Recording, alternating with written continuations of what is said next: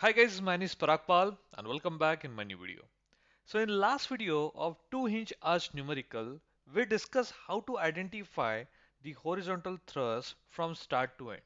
Now in this video, I'm going to explain you a step-by-step procedure for position and magnitude of maximum and negative bending moment, position and magnitude of maximum negative bending moment. Okay, so this is very important video because in your examinations the examiner may ask the questions such as to calculate the horizontal thrust, or they might ask you calculate the horizontal thrust and positive bending moment or a negative bending moment, right?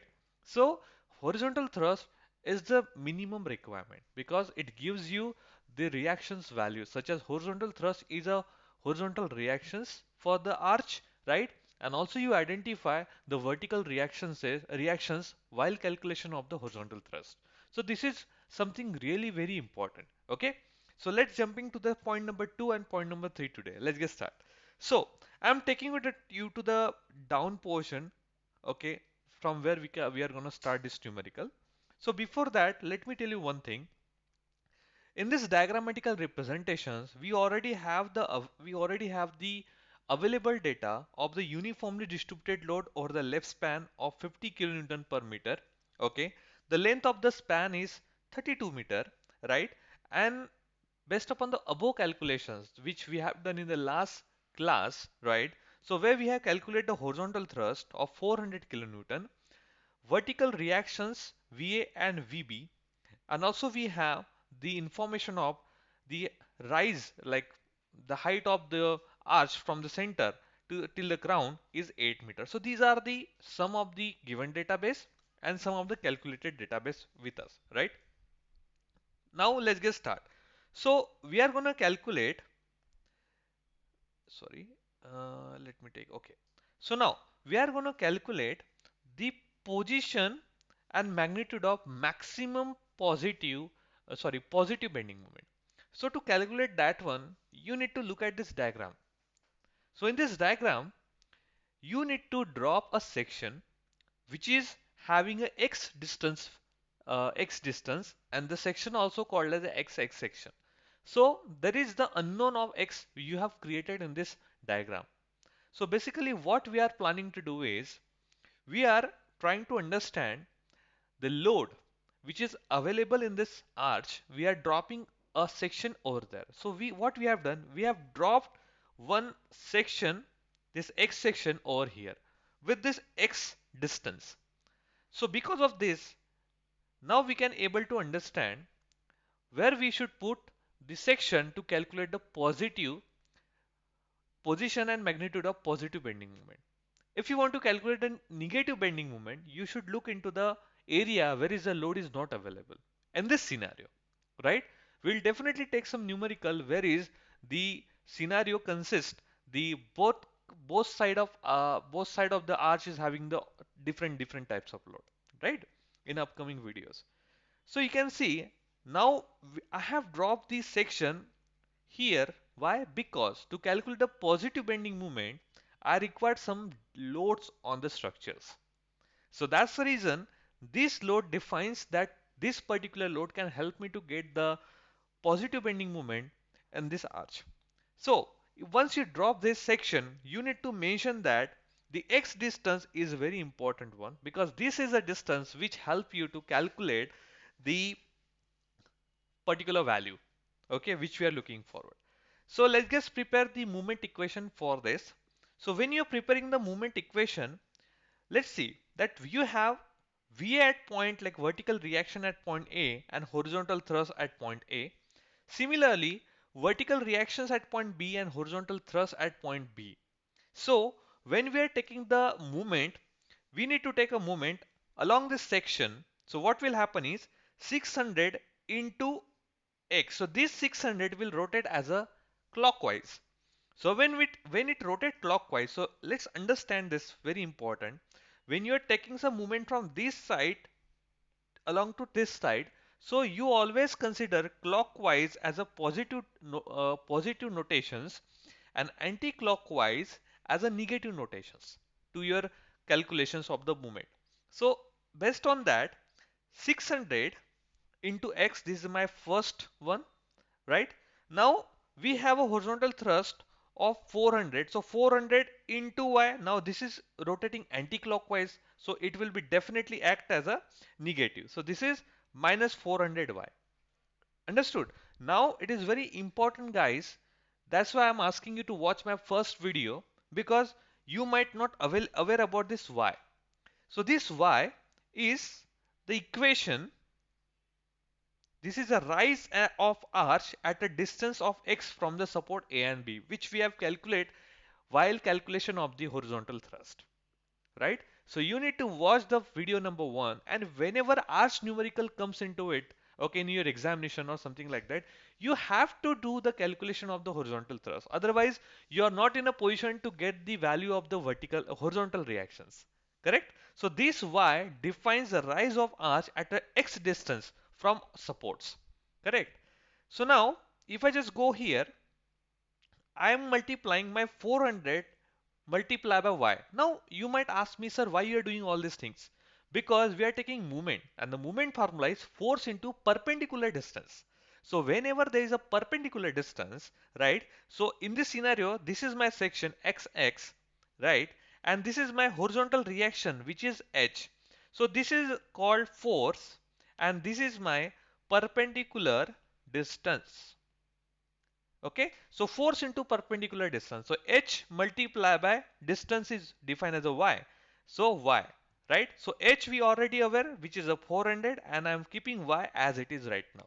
So that's the reason I did these calculations over here, and it comes with the negative sign because it is rotating anti-clockwise directions.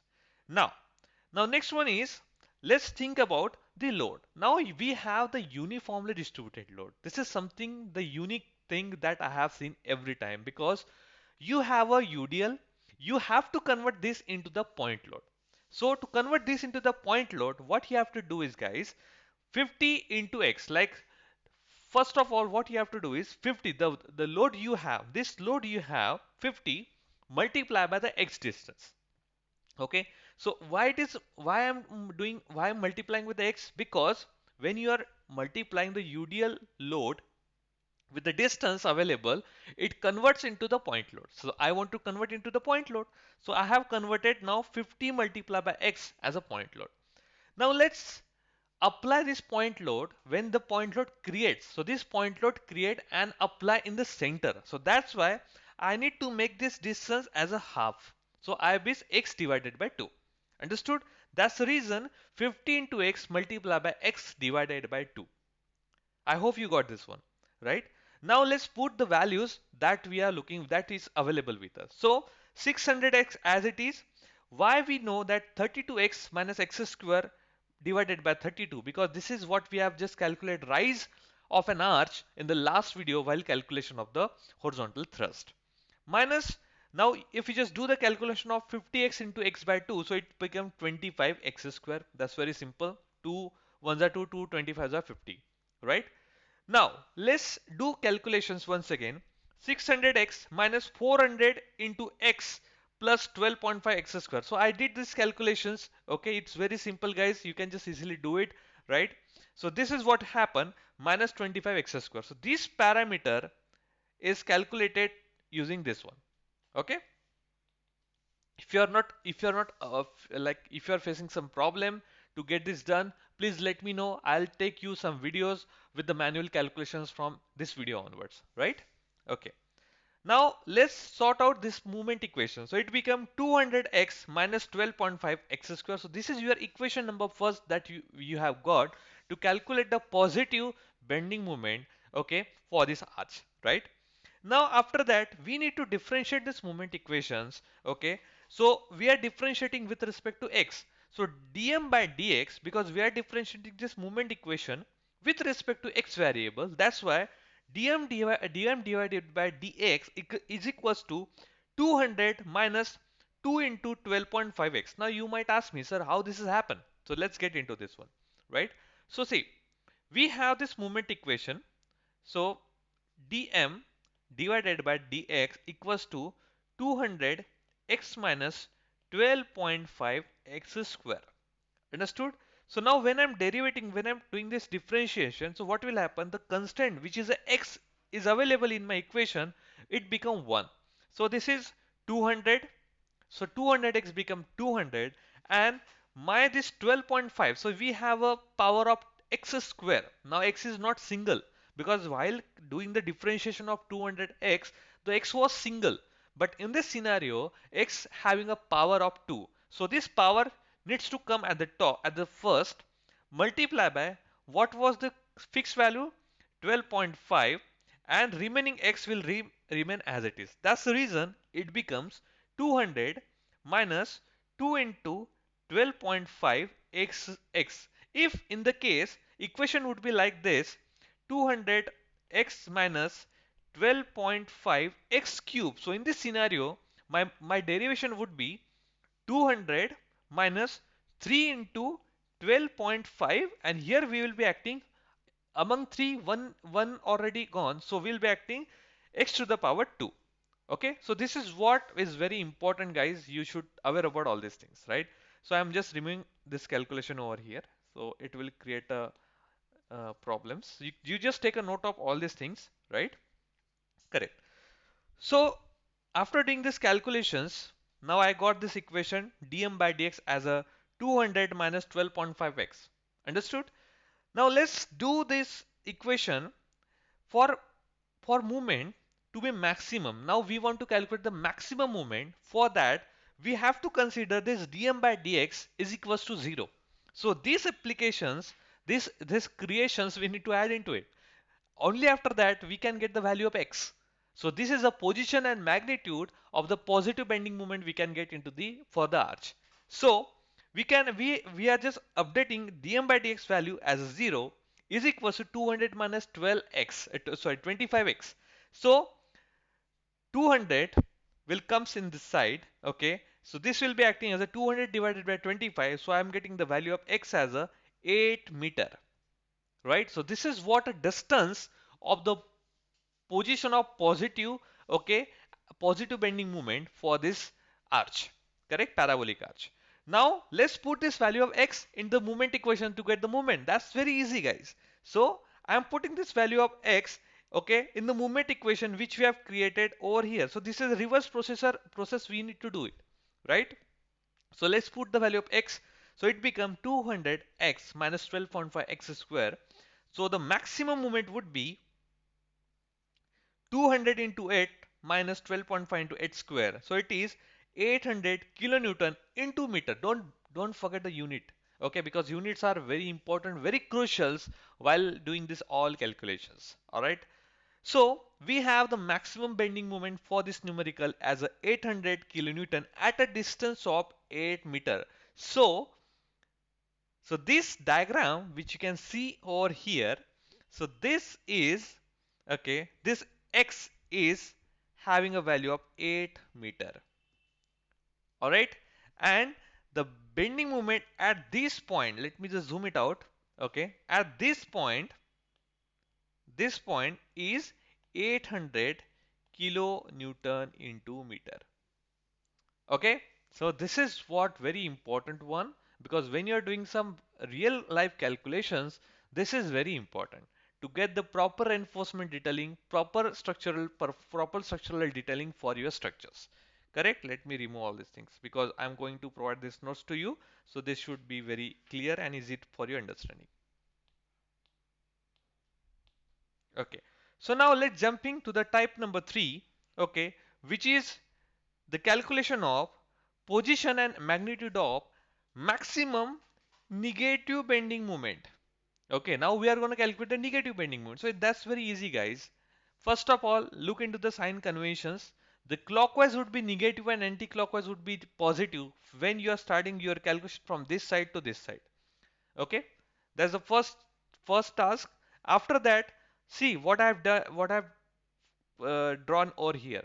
I have just marked the section at the area where there is no load is available, because I want to calculate what would the maximum negative bending moment for my structures.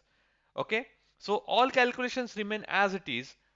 All right, I don't want any sort of things. Only the change is instead of section from this area, I have shifted to the this area to get the maximum negative bending moment. So how this calculation will work on? So to calculate the moment equation, we need to perform this moment equation first.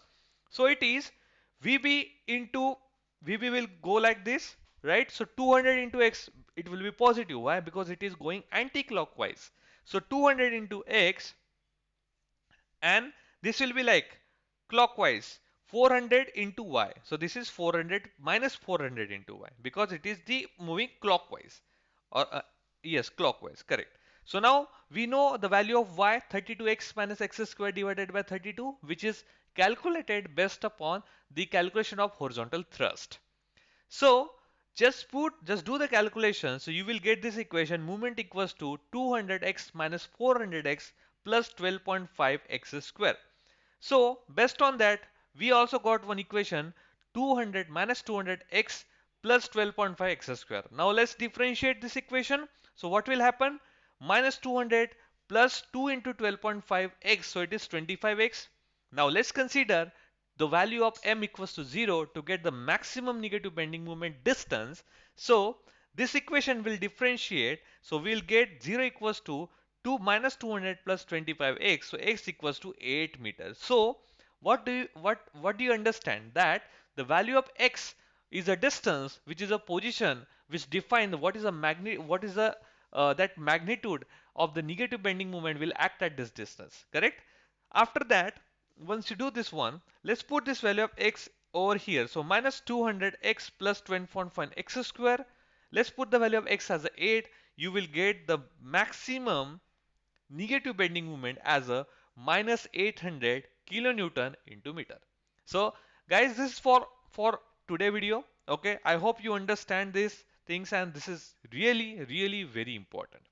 Okay, in next video I will be covering the normal thrust and radial shear at 8 meter and 12 meter from the lip support. And if I can do it, also in the next video I'll try my best to get the normal thrust and radial shear at the ground. So for today video, I hope this video helped you a lot, and in upcoming video definitely you will get lots of information from my side. So till that time, have a nice day. Bye bye.